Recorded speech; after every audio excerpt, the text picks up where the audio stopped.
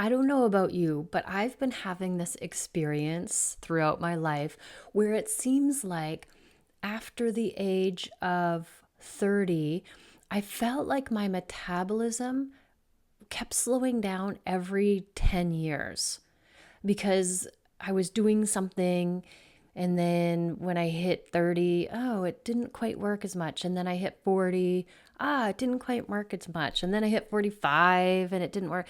And then 50 and then 55. So it started out as every 10 years. I felt like my metabolism was slowing down. And then it graduated to maybe every 5 years. It's interesting because I just notice, my body. I love paying attention to what's going on, and I listen to what my body is telling me. So I feel like over the years, I've thought that my metabolism just naturally has been slowing down just from my own personal experiences. And I know we've talked a lot about mindset because that's how we create everything, and I'm obsessed with understanding the unconscious mind and helping to coach people's unconscious minds. So I'm curious if I have created a self-fulfilling prophecy, because that's what happens when we have thoughts that we think over and over and over again. They become self-fulfilling prophecies. But I'm here to say that it's not the case. I've done some research, and our bodies are slowing down. Our metabolism is slowing down as we get older. So today we're diving into something that affects all of us in midlife, which is our metabolism. Because when you hit midlife, you feel like everything is changing because you have these hormones going on, and your outside environment is changing. Just all the things are changing. So if you feel like your metabolism has slowed down and you just can't seem to shake the weight off, that happened to me. I literally woke up one morning with all my body weight in my belly. I'm like, what the actual heck happened here? Because I hadn't changed anything. Nothing had changed except where my body was storing its fat. And that's why I'm like, girl, I need to figure this out. And I talk about it all the time because your body is designed to do it. So most people are thinking, oh, I'm lazy, or I'm not doing enough, or whatever. No, it's your body is, when it goes into midlife and menopause, it's designed to change where it stores its fat. And so today I wanted to help with your metabolism, help with more energy, because that's what happens when our metabolism slows down. We feel less energized, but that's designed to happen. So the good news is we've got some easy, practical ways to fire it back up. So today we're talking about your metabolism and how we help to rev it and boost it up so that we can have that higher metabolism into midlife and throughout midlife. I'm going to share some of my favorite metabolism boosting tips that go beyond the gym. Like foods, of course. You knew I was going to say that. Of course, foods that work for you. When to eat, how to time your meals, all about your food. And just little tricks that are super easy that are going to be a game changer, that are going to help you get your metabolism back on track. So first things first, what exactly is metabolism? It's the process how your body converts what you eat and drink into energy. And it sounds simple, right? But as we get older, this process slowly starts to slow down over time. And that's where it's like enter midlife belly, right? This is why this is happening. But there's many factors that can affect this. So in midlife, our muscle mass naturally decreases. And we all know that there's the hormone shifts that can wreak havoc with our bodies. If you have less muscle, that means that your metabolism will be slower. But don't worry, because we can totally hack that. But think about muscle versus fat. When you have muscle, muscle takes more calories to just exist. Like it takes more energy for muscle just to exist than it does for fat. So if you have more muscle in your body, your metabolism is naturally going to run faster, even when you're not doing anything. Because we have something called our resting metabolic rate, which means how many calories we burn just by existing. So just by doing bodily functions, heart beating, like our thoughts thinking and our digestion working and all these things, just naturally existing has a metabolism. And so if you have more muscle in your body, it will burn more calories naturally than fat. So to have a higher, that's one of the tricks to having higher metabolism. But we'll hack into that. I'll totally dig into that. So let's start at the beginning. Here is one super easy thing that you can do. And I've started incorporating this into my life because I love, love, love doing this thing. As I get older, I love to stay active in new ways that work for my body. So one of the simplest and most effective metabolism boosters is something you can start today. Just take a 10-minute walk right after you eat. And it sounds kind of counterintuitive. I never used to do this because I would always have the thought, I need to digest my food. But studies have shown that if you take a 10-minute walk right after you eat, it can help to regulate your blood sugar levels. Because and it doesn't have to be like a run or anything like that. Literally just walk around the block for 10 minutes at a nice, easy pace. And now what's happening is your body is using the food that you just ingested as energy. So it's not going to store it as fat. So your body is now like burning this energy that you put in. So it's raising your metabolism. So it doesn't need to be intense. A brisk like walk around the block. That's all it takes. And so not only will it help to boost your metabolism, but it's a fabulous way to sneak in some of those extra steps if you're a step counter.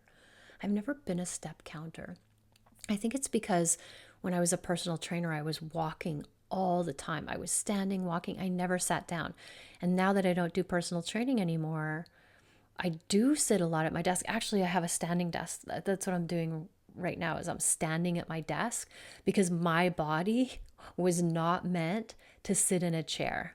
And it's funny because of all my years as personal training, I know that when somebody has a back issue, it's usually because their legs are tight from sitting in a chair. And when I wasn't personal training anymore and doing coaching all the time, I'm sitting more, and I noticed my back started to hurt more. And so let me give you this tip, which is off topic, but if you are feeling like, I can feel my lower back start to try to go out, and if I just stretch my quads and my hamstrings, ooh lordy, that's a game changer. Because when our back goes out, it's not that we have a sore back, it's that our like psoas muscles are tight and they're pulling our pelvis out of alignment, and we feel it in our back. So if you roll out your quads, if you stretch your hamstrings, that's going to go away. That's what I do instantly, and I need to do it now because I'm kind of feeling it, and it works every time. So usually when you have something showing up in your body, like a sore back, it's not the actual back, but that's a result of your leg muscles being tightened and then pulling your pelvis out, and you feel it in your back. Okay, I got sidetracked there, but I think that's important because so many people have back problems because we're sitting all day. So I was talking about this because I don't count my steps because I've always been, an active person. So I will try to just stay active. So I've never been a step counter, and I don't really want to count my steps, although it's nice to get those rewards when you close your rings and stuff like that. I do love a good reward. I am motivated by positive reinforcement for sure. So if ever if I find a time when I'm struggling to get my steps in or exercise, I will do a step counter then. So, and if you do a step counter, good for you, because I feel like we need to do whatever it takes to encourage us to stay active. So let's talk about other things that help to boost our metabolism. Spicy foods. Your girl here, cannot eat spicy foods. No way, no how, not happening. Even a little spice is too much spice for me. But I do use cayenne pepper in my cold and flu booster, like my little hot shot. If you're feeling sick, you just do this thing, and it includes cayenne pepper, because cayenne pepper is a sneaky, sneaky healing food. But it helps to boost your metabolism. It contains capsaicin, which increases your body's heat production. So that means your metabolism is boosted, because remember, I said all the things that your body does burns calories. And so when you're adding more heat, that's an energetic activity that takes energy from your body, so you boost your metabolism. So you can add it into your meals, you can take it as a supplement, whatever it takes, but that's a helpful hint. And it helps in so many other ways as well. So you can't go wrong with cayenne pepper. Another one of my favorites that helps to boost your metabolism is green tea. It's a metabolic powerhouse. I drink green tea every single morning because it has so many healing properties across the board. There has been so many studies done on green tea, and green tea across the board helps with the most amount of issues. I'm just going to keep it really general, because there's been many, many studies done that have shown that just green tea can help with a multitude of issues. So it is a powerhouse when it comes to your metabolism, but also just healing and general well-being. So it's packed with antioxidants called catechins, which have been shown to boost fat burning. So if you can maybe swap out one of your daily coffees for a green tea, that could give your metabolism the boost that it needs. I every day have a green tea, and now I'm addicted to it. I love, love, love my green tea. Not only like does it taste great for me, but the thought of how powerful of a healing tool it is makes it delicious to me. Anytime I'm drinking or eating something that's healing my body, it just makes it taste even better. You know, when you see someone, when you meet someone and they're like, maybe you're not attracted to them, but they're so kind and nice that that person becomes really attractive to you because they're just so kind and nice. That's like what healthy food is to me. It's like, yeah, whatever. But because when I think about how healing it is for my body, I'm like, whoa, I love this food. That's how powerful the mind is.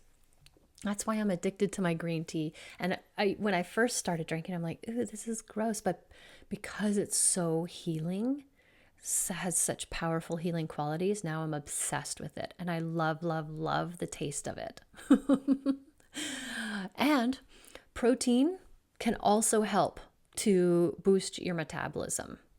So you want to eat lean proteins. For me, I'm plant-based, so I'll have legumes, sometimes tofu, but soy stuff. And you don't necessarily need complete proteins. That's a whole other thing. I did one on proteins, but you just need what proteins break down into, like your amino acids.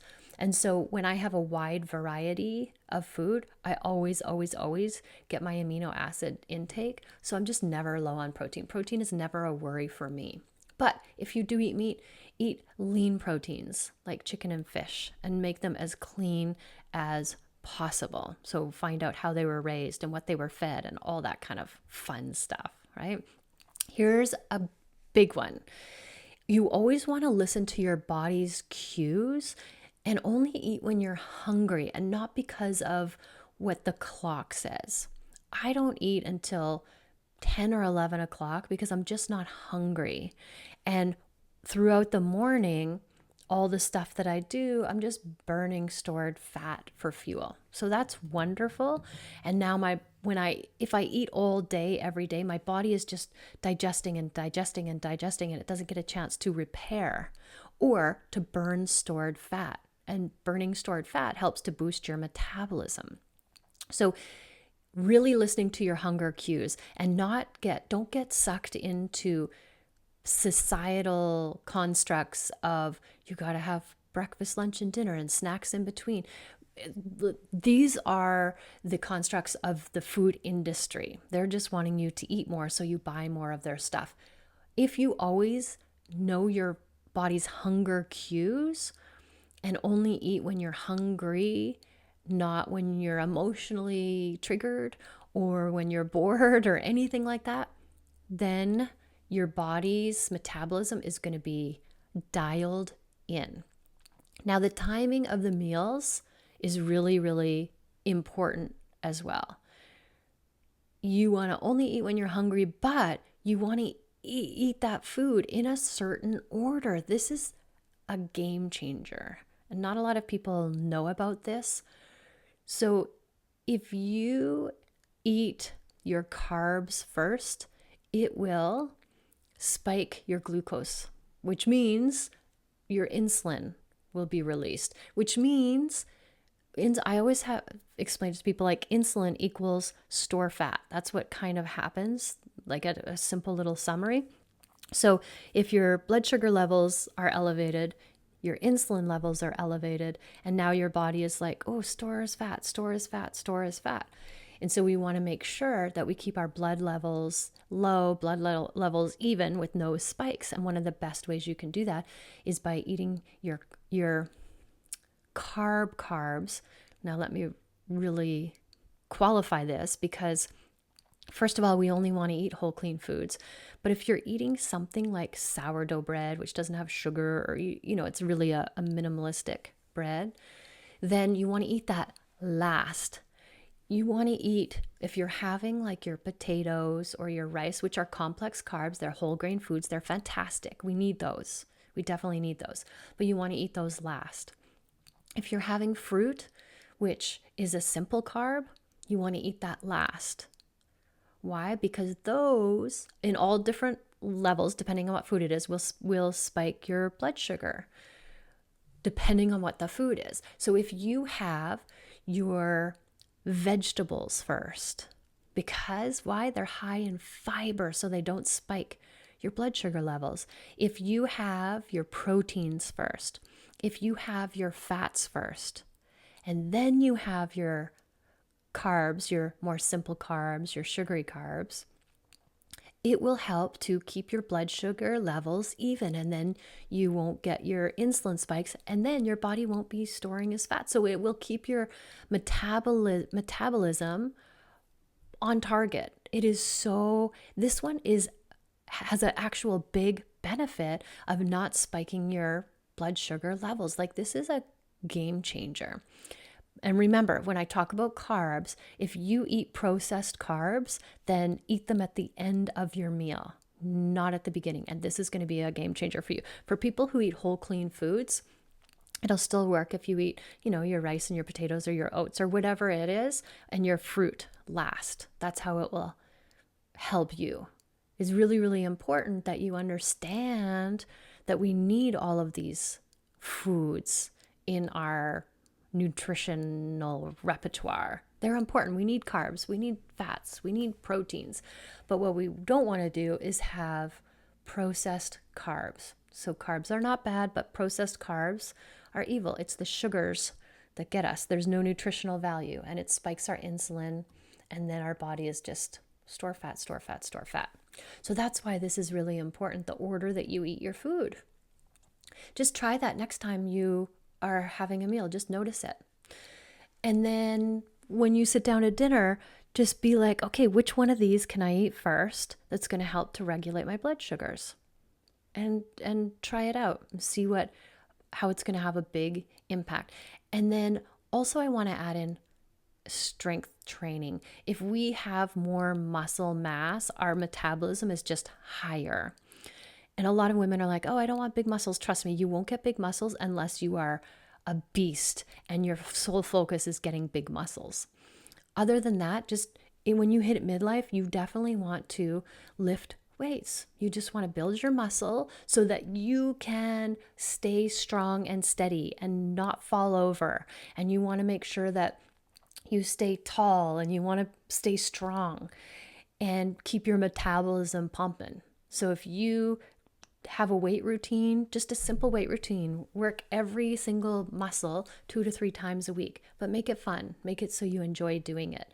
Build some muscle, and that will help to boost your metabolism. It doesn't have to be a crazy workout. Just build some muscle in a way that's fun for you. And then water is really important. It's one of the most overlooked metabolism boosters, because when you're dehydrated, your metabolism slows down.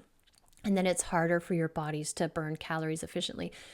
I've read this book and done a ton of studying on water, and a lot of symptoms that we experience is because of dehydration. When we're dehydrated, our brilliant body goes into something called drought management, and that's when it starts to shut systems down to conserve water. It is so fascinating. So drink your water, drink 8 cups every single day. Try to stop drinking water half an hour before you eat, and then don't drink 2.5 hours after you eat, because you don't want to dilute your hydrochloric acid, because then you have digestion problems. And then sleep. Insufficient sleep has shown an increase in the hunger hormone ghrelin and a decrease in the satiety hormone leptin. So you want to make sure you get good sleep, because if you aren't getting your sleep, it can raise your cortisol levels. And when your cortisol levels go up, what happens? Your insulin levels go up. And what happens? Then you store as fat. So sleep is crucial. Right now we're doing a 30-day sleep challenge in my Mastering Midlife membership group. So every month we work on something different. And right now it's sleep challenge, and it's a game changer. I'd love for you to come and join the group, by the way. So remember, take a walk after eating, add metabolism boosting foods like cayenne pepper, green tea, and focus on the order that you eat your food. Have your veggies or protein before your carbs. Build some muscle. And don't forget to stay hydrated and get 8 hours of sleep. And making these small changes is where the magic happens. If you are boosting your metabolism in midlife, it doesn't have to be hard. It's all about making simple, small, sustainable changes that fit into your lifestyle, just a daily thing that you do. You can do this. So what's one thing that you're going to take away from the podcast today and try today? Is it like a post-meal walk? That's so easy to do. 10 minutes after your meal. Add more veggies or drink more water. Try something and see how it works. Try it on and see how you like it. And if you want more help like this in an amazing community of like-minded midlife women, then it's time to join Mastering Midlife membership, where we work on midlife stuff just like this in a fun, supportive community that will lift you up and have your back, because you are never alone on this wild midlife ride. Thank you for listening.